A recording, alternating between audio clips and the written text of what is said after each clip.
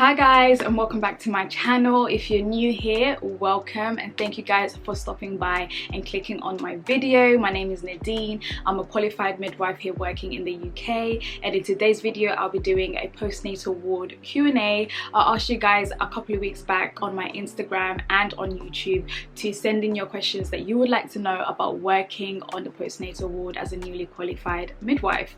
So in today's video I'll be answering all those questions that you've sent in. I also added a few questions of my own just to give you guys some more in-depth understanding about what it's like to be a midwife working on the postnatal ward, and a little bit of background about myself.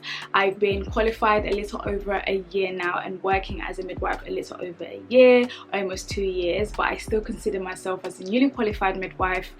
Still trying to figure out the world of midwifery and being qualified and all of that good stuff. So yeah, on my channel I do all things midwifery, I do all things lifestyle, beauty, fashion, and all of that good stuff. So be sure to hit that subscribe button if you're not subscribed already. But yeah, that's just a little bit of background about me. Oh, and the main thing about me is I'm currently a postnatal / antenatal midwife full time. So I'm based on the postnatal ward and the antenatal ward, but this video I'm solely focusing on the postnatal ward, and in another video I'll also do a Q&A about the antenatal ward if you guys would like me to do one as well. So without further ado, without me going on for days, because it's very hot here in the UK, I am sweating for days. So let me just get started with this video, and yeah, let's get started with the first question. So before I start, let me give a shout out to everybody that sent in their question, everybody that engages and interacts with me on Instagram. If you're not following me on Instagram, be sure to follow me on Instagram. My handle will be in the description box below and also on the screen here. But yeah, big shout out to all the people that interact with me, sending their questions and always asking me stuff and always, you know, talking to me and interacting with me. You guys are amazing. I love it when I, you know, ask you guys questions and you guys reply. I love it. So be sure to also, you know, follow me on all my social media platforms, which will be in the link below, and yeah, interact with me, ask me questions. If I have a poll up, you know, get involved, and yeah, I love to hear from you guys. So let's start with the first question. So the first question is, what is a typical day on the ward? So a typical day on the ward is I start my shift at either 8 AM in the morning or 8 PM. I arrive on shift. If I'm not already dressed in my uniform, I go to the changing room, I get changed into my uniform, and then I go into the handover room and I'll wait for handover. So the midwives that were already currently on shift will then hand over to me. So say for example, if I'm arriving in the morning, I'll get handover from the night midwife, and they basically tell me the activity on the ward, what is happening, what I need to do, and they basically hand over the women and the clients that I'll be then looking after on my shift. So that's basically a typical day. So I get in, I get handover, I see my women, I do all my daily tasks, I discharge women, I give medication, I speak to doctors, refer women, and things like that. So that is basically a typical day on the postnatal ward in a nutshell. But there is another question that I saw on the list, and I'll go into more detail about what we actually do on the postnatal ward. But I hope that answered your question, whoever sent that question in. That is what a typical day looks like for me. So the next question is, what is the patient to midwife ratio? So this question is different depending on what hospital you work. Each hospital has different ratio to midwife. I'm just going to speak about my hospital and what we do. So for my hospital, we have 8 women per midwife. So if I come on shift in the morning, I'll be looking after 8 women and 8 babies. So those 8 women plus their babies per midwife. So on the ward we have 3 midwives. I don't even know why I forgot just then, but yeah, on the ward we have 3 midwives, and each midwife has 8 women to look after.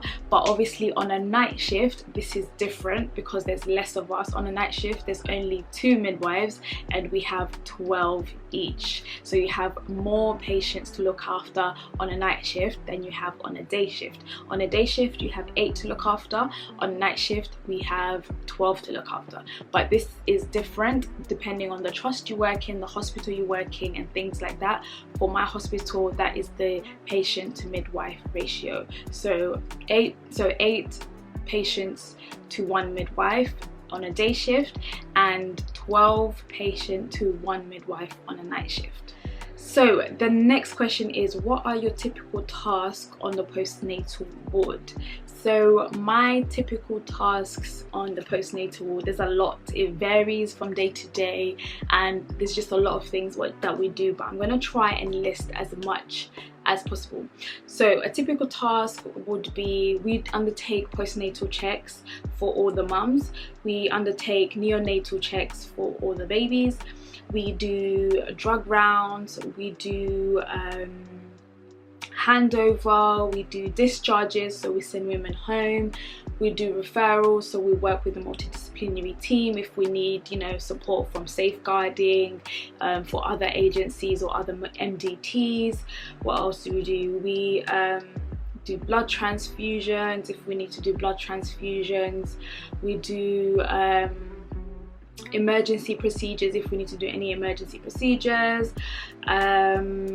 But yeah, those are kind of our daily tasks that we do on a day-to-day from the top of my head, but every day is different. Every woman will come with different scenarios, different problems, different issues, different backgrounds, different conditions, so it just varies. But that is just a brief list of the different tasks that we can undertake on the postnatal ward. Okay, so the next question is, what are the shift patterns on the postnatal ward? So the shift pattern on the postnatal ward can vary. So you have your standard 12-hour shift, which is from 8 AM to 8 PM. Like I said, these times vary depending on the hospital you work in. I know that some of my friends that work in other hospitals, they start from like 7 to 7:30, so it depends on where you're working. But for my trust, the shift pattern is basically 8 to 8, either 8 AM to 8 PM or 8 PM to 8 AM. We are also able to do half days, so there's days where midwives can start at 12 till 8, or they do an early shift, so they start at 8 till about, what time do they leave, like about around 1 or 2ish, I'm not sure, but they are like half days that you can do. But that's basically our shift pattern: 12-hour shifts, 8 to 8, 8 AM to 8 PM or 8 PM to 8 AM, or you can do half days, so you can do morning shifts, so you come in at 8 and finish in the afternoon like around 1 PM, or you can do late shifts where you start at 1 PM till 8 PM. So that's basically our shift pattern for where I work in my hospital. Okay, so the next question is, can you become a postnatal midwife after you qualify? So you can be a postnatal ward midwife after you qualify. If you decide to join a trust that doesn't have a preceptorship program, then you basically just apply to the position that you want to go to. Say for example, if they are hiring for postnatal midwives, then you just apply for that post and become a postnatal ward midwife. But if you are joining a trust that has a preceptorship program after you're qualifying, you're gonna have to do the rotation period for your preceptorship program. So you're gonna have to work on labour ward, in the community, antenatal ward, postnatal ward, and all of those departments in maternity before you get placed in a certain area. But you can work on the postnatal ward after you qualify. It just depends if there's availability in that trust you're looking for, and if there's a post available, and if they are a preceptorship program available or not, and if they're willing to put you there after your preceptorship program. But it is possible. For me, how I landed my position as a postnatal ward midwife / antenatal ward midwife is I asked my manager if I could be placed there after my preceptorship program.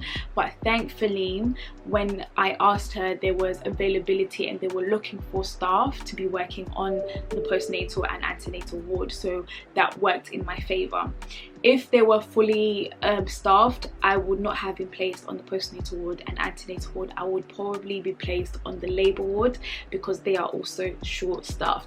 But I basically finished my preceptorship rotation in a good time where people were leaving, that were short staffed, so I was able then to get my spot on the postnatal ward / antenatal ward. But it is possible to go on the ward as a postnatal midwife after qualifying. You just have to do your research and see if there's availability or if there's a post available for you. Okay, so the next question is, do you look after high-risk women or high-risk mums? So yes, we look after high-risk mums. So on the ward where I work, the high-risk and low-risk women are basically on the same ward and they're in the same area. So you have your C-section ladies and you have your normal delivery ladies, and then you have your forceps delivery women as well, all in the same ward. But all the high-risk women, for example, women that will need blood transfusion, women that have infection, that are on IV antibiotics and 4-hourly OBS, or women that have other conditions that are constantly having reviews by doctors and having medication and having treatment, we will look after them on the ward. We do look after high-risk women. It's not just low-risk women on the postnatal ward where I work, but every hospital is different. For example, where I trained, they had a low-risk postnatal ward and a high-risk postnatal ward, and it was separate. So you could either be a low-risk postnatal ward midwife or you could be a high-risk postnatal ward midwife, and I think it's the same for most other hospitals, but for the hospital I work in currently, it's all mixed together in one ward. But yes, we do have high-risk women that we look after on the postnatal ward. Okay, so the next question is, do you look after high-risk babies?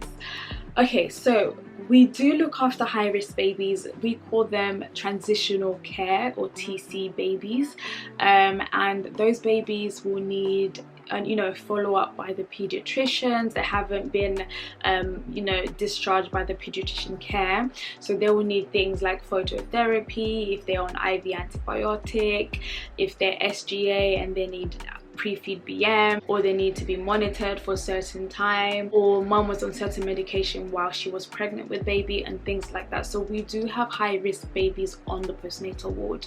However, if a baby is very, very unwell and very poorly, they will be transferred to the baby special care unit, where they can have a more one-to-one care on the special care unit ward. But if they are not that poorly, then they stay on the ward and we look after them and make sure that they are monitored and receiving all the medication and all the reviews that they need to have. But for babies that are very poorly and very high risk, we tend to transfer them to the NICU or the SCABU or whatever you call it in your hospital, the special baby care unit, and that's where they be looked after by the pediatrician nurse and the pediatricians, and then they will have better care and better one-to-one care there, rather than us on the postnatal ward who have like 12 other women or 4 or 8 other women that we're looking after. That baby won't be seen as often because we have multiple things going on. So if they're very unwell, then they'll be moved to special care unit. If they are still stable but still high risk, then they'll be kept on the postnatal ward and we'll just continue to care for them. Like for example, if they're under phototherapy, then we'll do that and make sure we're monitoring that, or if they're on IV antibiotics, we'll make sure that they're receiving the antibiotics, receiving their 4-hourly observations, or if they are needing special treatment, special reviews, we'll make sure that the doctors are available to come and see the babies. So yes, we do have some high-risk babies and we do care for them to a certain extent. If they are very high risk, then they go to the baby special care unit. Okay, so the next question is, do you wear uniform? So the answer to this question is yes, we do wear uniforms on the ward. So on labour ward we wear scrubs, but on the antenatal ward and postnatal ward we wear uniforms. So I'm just gonna insert a picture here. So we do wear uniform. This is the kind of uniform that we wear on the wards, but on the labour ward they just wear scrubs, but on the postnatal ward we do wear uniform, and that is the uniform that we wear. Okay, so the next question is, do you work with students on the postnatal ward? Yes, you do work with students on the postnatal ward. Wherever you are in maternity, in the maternity department, you will have a student midwife, because they need to learn what to do on the labour ward, postnatal ward, antenatal ward, in the community, everywhere. So you will have a student wherever you work in maternity. So on the preceptorship program, we won't allow students because we're still trying to, you know, bridge the gap between student to midwife. But now that I'm finished with my preceptorship program, I do get students, I do work with students while I'm on the postnatal ward. So the answer to that question is yes, we do work with students, and I'm more than happy to work with students. Every time I get a student, I'm just like, yes, let's go, let's get to it. Like, I'm just very happy and thankful to be working with students, because I've been there, I know how it is, I know how hard it is. So I feel like, you know, I had really bad mentors when I was a student. So when I get students, I'm like, let me, you know, be the mentor that I was meant to have, or let me teach you what I have learned, or what I've been through, or what I've seen. So yes, without me going on for days, we do have students on the postnatal ward. Let's move on swiftly to the next question, because I feel like I'm rambling on for days. So the next question is, what kind of documentations do you do? So on the postnatal ward, there's a lot of paperwork, or there's a lot of documenting that we do on the postnatal ward. So we have to document everything we do when we see a woman, what we do for her, if we're giving her medication, if we're discharging her, if she's being reviewed by the doctors, if the doctors have a plan for her, if she has a plan from any other person from the MTT. We have to document everything that we do on our shift in regards to the women that we care for. So we document everything from start to finish, everything you've done, and everything you've given her. If she's, you know, if you've taken out her catheter, you have to document that. If she's passing urine without her catheter, you have to document that. So there's a lot of documentation that goes with being a postnatal ward midwife. And when you are discharging women, there's also another load of documentation that you need to do when you are discharging women home. So yes, there is documentation that you need to do. It's a lot of documentation you need to do, and for a lot of women. But once you get into the swing of things, and once you get your own routine and how you do things, it will just be fine, and you guys will just be fine. But yes, that is what we do in terms of documentation. So the next question is there any male midwives on the postnatal ward? So on my postnatal ward where I work currently in my hospital, we don't have a male midwife.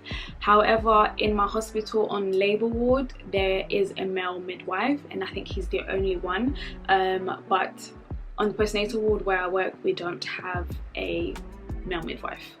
But yeah, I hope that answered your question. The next question is, how do you deal with difficult patients on the postnatal ward?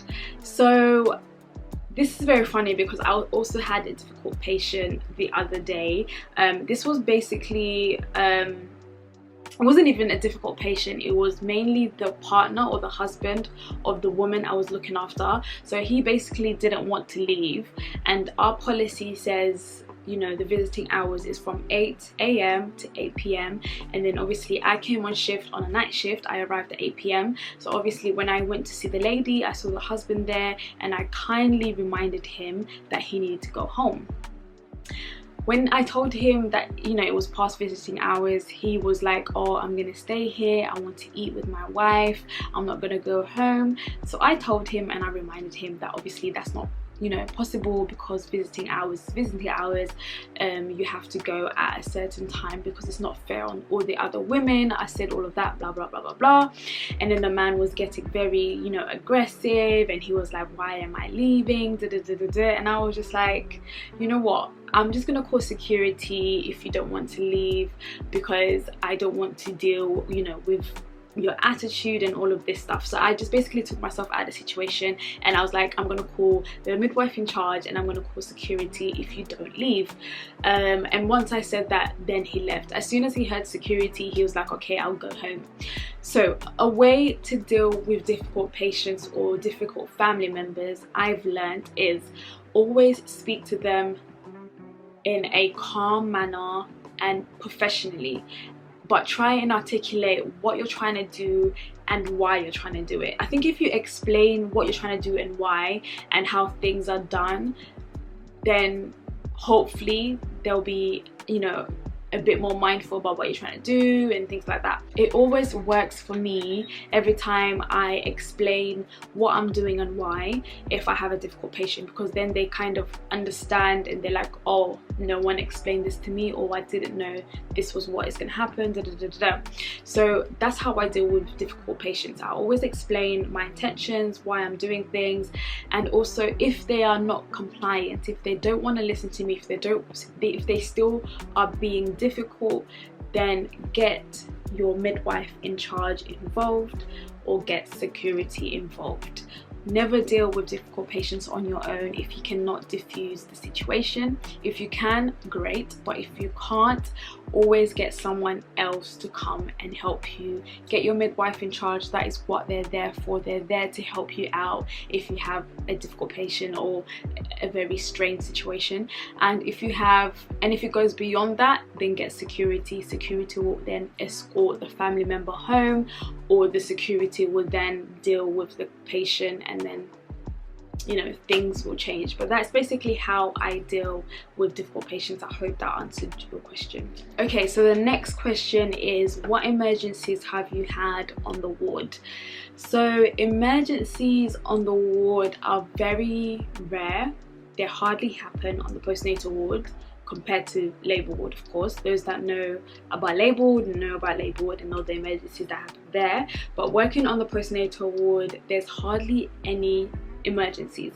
However, I've had a few emergencies, and the emergency that I've had was about just two, and I've been working there for about a year and a half now, and I've had 2 emergencies on the postnatal ward.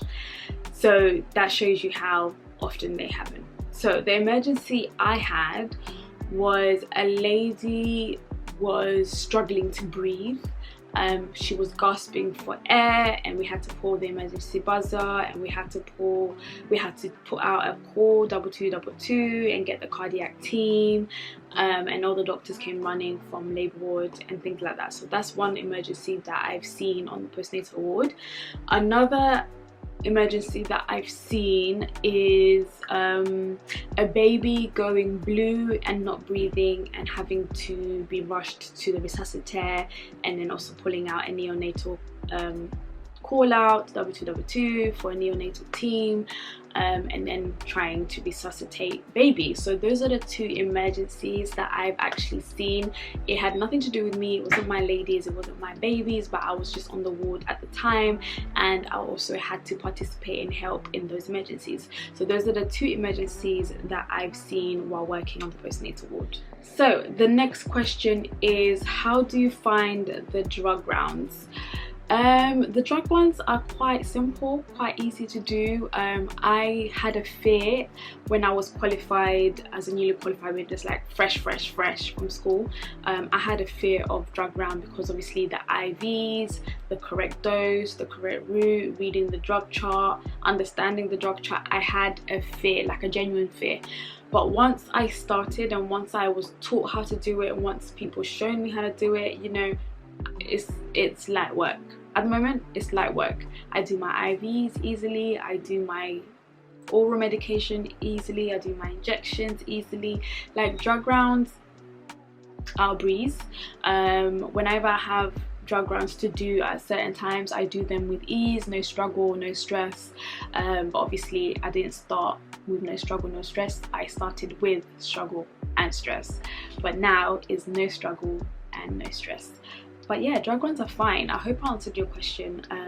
Okay, so the next question is, do you ever finish later than your finish time? Yes, I do sometimes finish later than my finish time. This will be solely due to documentation. If I haven't finished my documentation, I have to stay there until I finish my documentations. There were times that I have stayed past my finishing time. I've stayed an hour after my finish time. So say for example my shift finishes at 8, I have left at 9 p.m. So yes, there's times where I have finished late. I have, because of my documentation, there's times where I have transferred a lady downstairs to labour ward and I'm not back on the ward on time for me to hand over. Oh, and handover, there's times where handover takes a lot longer than you anticipated and you're there past your finishing time, but you have to hand over. You can't just hand over something small and then go. But yes, there are times where I finish later than my finishing time. So the next question is, do you work with nurses on the ward? The answer to this question is yes, we do work with nurses on the ward. We work with neonatal nurses. So those nurses come on the ward. We just get one nurse and she comes on the ward and she works with us from 8 to 8, and she basically looks after the TC babies, so the babies that are unwell, the high risk babies. So she'll be looking after all the high risk babies, doing their observations, doing their medication, doing their reviews. If they need to go down to SCBU, she'll sort that out. So yes, we do work with nurses. They will look after the high risk babies. So yes, we do work with nurses. Also, the other people that we work with on the ward are doctors. We work with safeguarding midwives, we work with perinatal mental health midwives, we work with, who else do we work with? Physio team, we work with breastfeeding midwives, we work with managers, we work with CPFs, we work with, who else do we work with? We work with a lot of people. Depending on what the mum needs, we will call that person to come on the ward. But yes, on a day-to-day basis, we do work with nurses. That was the main question, but yes, we do work with nurses on our shift, and those nurses are there solely to look after the high-risk babies. Okay, so the next question is, did you do any extra studies to become a postnatal ward midwife? So the answer to that is I didn't do any extra studies or any extra course or any extra qualification to become a postnatal ward midwife. I basically just qualified, did my preceptorship orientation, and then I was a postnatal ward / antenatal ward midwife. Everything you do on the postnatal ward you would have learnt as a student midwife, so you don't really need to do any extra course or any extra studies to become a postnatal ward midwife after you qualify. You just basically apply for the position and then you just get the position, but there's no extra studying or extra learning to become a postnatal ward midwife. Okay, so the next question is, do you see yourself doing any extra courses? So the answer to this is yes, I do see myself doing extra courses while I'm a postnatal ward midwife. I have actually recently applied to do the sexual health course, so doing things like contraception and inserting the implant, if it's possible for me to do the coil and things like that. So as midwives, we are able to do the implant. If a woman comes on the postnatal ward and wants an implant, we can insert it as long as we've done the contraceptive course. So I have recently applied for the contraceptive course and I'm waiting to do that so I can then be a contraceptive midwife and be able to insert implants and coils and things like that and give women advice about contraception and life after having a baby and things like that. I feel like it's a path that I want to go to, and I am going to do more digging and reading and studying in that department. Not sure where it's going to lead me or where I want it to lead me, but at the moment, as a postnatal ward midwife, I want to be able to insert implants and things like that. So yes, that's the extra course that I'm doing currently. Okay, so this one is a very interesting question. So the question is, can you progress on the postnatal ward? Yes, you can progress on the postnatal ward. You can be the midwife in charge. You can be you can apply and become the ward manager, the postnatal ward manager. If there's a vacancy, apply for it and go for it. You can also be a breastfeeding specialist working on the postnatal ward. You can be you can do loads of things. You can be a safeguarding midwife. You can be a CPF if you want to be a CPF after working on the postnatal ward. There's a lot of things that you can do. You can do a top-up course like what I'm doing, the contraceptive course, and become a contraceptive midwife and give implants and things like that. And yeah, there's loads of progression when it comes to working on the postnatal ward. Wherever you work, if you work on the antenatal ward, labor ward, there's a lot of progression. You just need to go for it and apply for it interview for it and grab the job if you want it. So you can be a manager, you can be a CPF, you can be a midwife in charge, you can be a breastfeeding specialist, you can be a safeguarding specialist, you can be a perinatal mental health specialist. Whatever it is that you want to do while you're working as a postnatal ward midwife, you just apply for it and you interview for it, and then you just hopefully get the job. But yes, there is progression while working on the postnatal ward. Okay, so the next question is interview tips for postnatal ward post. So I'm not going to go into too much details. If you guys want a separate video on interview tips for postnatal ward midwives, I can do that in a separate video, but I'm going to give you guys some brief tips on interviewing for a postnatal ward position as a midwife. So tip would be, know and understand your breastfeeding guidelines or protocols, or how you support women when it comes to breastfeeding. Know how you communicate to women, support women emotionally, physically while they're under your care on the postnatal ward. Understand the postnatal check, the head-to-toe postnatal check, the newborn head-to-toe check. Understand that, and also understand your medication and your referrals. I feel like those are the top 6 things that you need to do, and that they will definitely ask you in an interview. Breastfeeding support and how you would do that, communication with women and supporting them emotionally, physically, postnatal checks, neonatal checks, referrals, and medication, so drugs. Those are the 6 things that I can think on the top of my head that you need to work on and understand and be prepared for when you go for an interview to become a postnatal ward midwife, because those are the 6 things that we do regularly on a day-to-day basis. If it's breastfeeding, we do that all the time. If it's communicating and making sure that they're emotionally stable, physically stable, we do that all the time. Postnatal checks all the time, newborn checks all the time. What's the other one that I said? Drugs, medication all the time, and referrals all the time. If a doctor has to see them, if a safeguarding midwife has to see them, we refer them. So those are the 6 tips that I'll give you if you are interviewing for a postnatal ward midwife. Okay, so the last and final question that we have for this video is, do you ever get pulled to another ward if they are short-staffed?